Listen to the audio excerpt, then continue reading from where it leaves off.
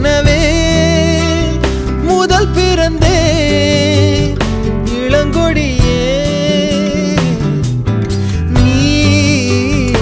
எனக்கெனவே கரம் விரித்தாய் என் வரமே மந்தார பூ போல மச்சம் காணும் வேளை என்னத்த நான் சொல்ல மிச்சம் ஒன்னும் இல்ல முழுமதியினில் பனி இரவினில் தனி பொழுதினில் ஓடாதே முகம் காட்டு